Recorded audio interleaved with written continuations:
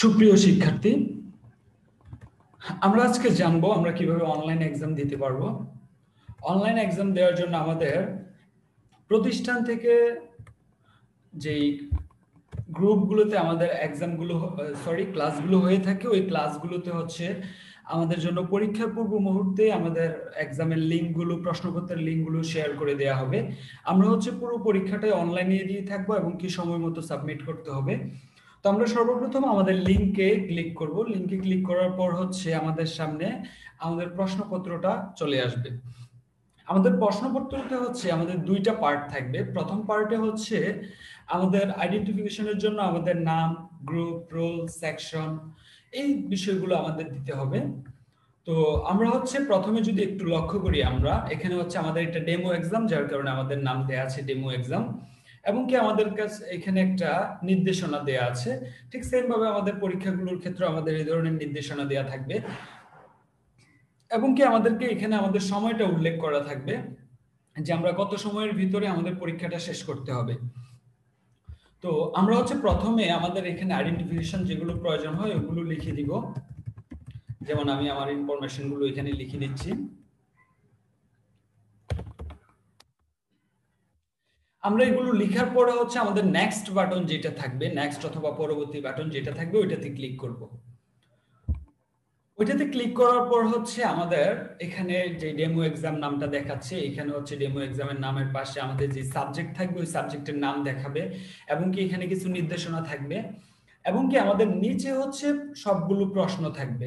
এবং কি আমরা যদি একটু লক্ষ্য করি, আমাদের প্রশ্নের পাশে হচ্ছে আমাদের এই প্রশ্নের পয়েন্ট কত ওইটা দেখাচ্ছে। তো আমাদের এখানে কাজ যেটা করতে হবে, আমরা শুধু প্রশ্নটা পড়ে আমাদের সঠিক অ্যান্সার যেটা আছে ওইটাতে মার্ক করে দিব। আমার কাছে যেটা সঠিক অ্যান্সার মনে হচ্ছে আমরা জাস্ট শুধু ওইটাতে মার্ক করে দিব। তো আমরা হচ্ছে এভাবে মার্ক করে আমরা নেক্সট করে করে প্রত্যেকটা প্রশ্ন পড়ব এবং কি মার্ক করে যাব। এবং কি যেহেতু আমাদের সময় থাকবে, প্রত্যেকটা প্রশ্নের জন্য আমাদের কিছু সময় থাকবে, তো আমরা যদি কোনো একটা প্রশ্নের উত্তর না জেনে থাকি তাহলে আমরা চাইলে ওইটি স্কিপ করে নেক্সট প্রশ্নেও চাইলে যেতে পারবো। অথবা আমরা যে প্রশ্নটা যেটা সঠিক অ্যান্সার মনে হচ্ছে আমরা ওই অ্যান্সারটা মার্ক করব, করে আমাদের পরীক্ষাটা যখন দেয়া শেষ হয়ে যাবে, অর্থাৎ আমাদের প্রত্যেকটা প্রশ্ন যখন মার্ক করা শেষ হয়ে যাবে এবং কি আমরা আমাদের সময়ের ভিতরে আমরা এটা সাবমিট করে দিতে হবে। একটা উল্লেখযোগ্য বিষয় হচ্ছে আমরা যদি এখানে প্রথম পার্টটাতে একটু লক্ষ্য করি, এখানে আমাদের প্রত্যেকটা প্রশ্নের পাশে স্টার মার্ক করা আছে। স্টার মার্ক করা মানে হচ্ছে আমাদের ওই প্রশ্নগুলোর অ্যান্সার অবশ্যই অবশ্যই দিতে হবে। আর যেগুলো হচ্ছে আমাদের যে প্রশ্নগুলোর পাশে হচ্ছে আমাদের কোনো ধরনের স্টার মার্ক করা থাকবে না, যেমন এই প্রশ্নগুলোর পাশে কোনো ধরনের স্টার মার্ক করা নেই, তাহলে হচ্ছে এই প্রশ্নগুলোতে আমরা অ্যান্সার করতেও পারবো অথবা না করলেও সমস্যা নাই। অর্থাৎ বিষয়টা হচ্ছে এরকম, আমরা কোন একটা প্রশ্নের অ্যান্সার জানি না, আমরা ওইটা নিয়ে আবার চিন্তা করতে গিয়ে যদি আমরা সময় নষ্ট করে ফেলি, তাহলে হচ্ছে কিন্তু আমরা সময়ের ভিতরে আমাদের প্রশ্ন উত্তরটা সাবমিট করতে পারবো না। এখানে আমাদের নির্দিষ্ট সময় দেয়া থাকবে, নির্দিষ্ট সময়ের ভিতরে আমাদের পুরো কাজটা কমপ্লিট করতে হবে। এটার জন্য আমাদেরকে 1 সেকেন্ড সময়ও বেশি দেয়া হবে না।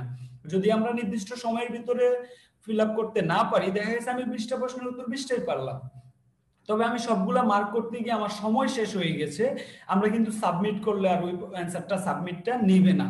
তো ওই ক্ষেত্রে হচ্ছে আমরা অবশ্যই সময়ের বিষয়টা খেয়াল করে রাখবো, লক্ষ্য রাখবো, এবং কি সময়ের ভিতরেই আমাদের পুরো পরীক্ষাটা দিয়ে আমরা সাবমিট করে দিতে হবে। এখন আমরা যখন সাবমিট করে দিব, আমাদের কাছে হচ্ছে এরকম একটা নোটিফিকেশন আসবে, যেখানে হচ্ছে আমাদের কিছু নির্দেশনা দেয়া থাকবে যে আমার উত্তরপত্রটি জমা হয়েছে। আপনার উত্তরপত্র যদি অবশ্যই জমা হয়ে থাকে তাহলে অবশ্যই এরকম একটা নোটিফিকেশন আসবে, যেখানে যেমন এখানে একটা নোটিফিকেশন আসছে কি আপনার উত্তরপত্রটি জমা হয়েছে, ধন্যবাদ, স্কোর দেখার জন্য ভিউ স্কোরে ক্লিক করুন। অর্থাৎ আমরা এখন যে পরীক্ষাটা দিলাম ওইটাতে আমি কত পেয়েছি ওইটা দেখার জন্য হচ্ছে আমরা যদি ভিউ স্কোরে ক্লিক করি, তাহলে হচ্ছে এখান থেকে দেখাবে যে আমার টোটাল 5 মার্কের পরীক্ষা ছিল, ওইখানে আমি 5 থেকে 4 পেয়েছি। এবং কি আমরা যদি স্ক্রল করে নিচে আসি তাহলে আমরা দেখতে পারবো যে আমার কোন কোন উত্তরটা সঠিক হয়েছে এবং কি কোন উত্তরটা আমি ভুল দিয়েছি। তো আশা করি আমরা অনলাইন এক্সামের বিষয়টা ক্লিয়ার। এরপরেও যদি কারো কোনো ধরনের প্রশ্ন থাকে অবশ্যই আমরা আমাদের শ্রেণী শিক্ষক যিনি থাকতেছেন ওনার সাথে কথা বলে আমরা আরো বিস্তারিত জেনে নিব। ধন্যবাদ।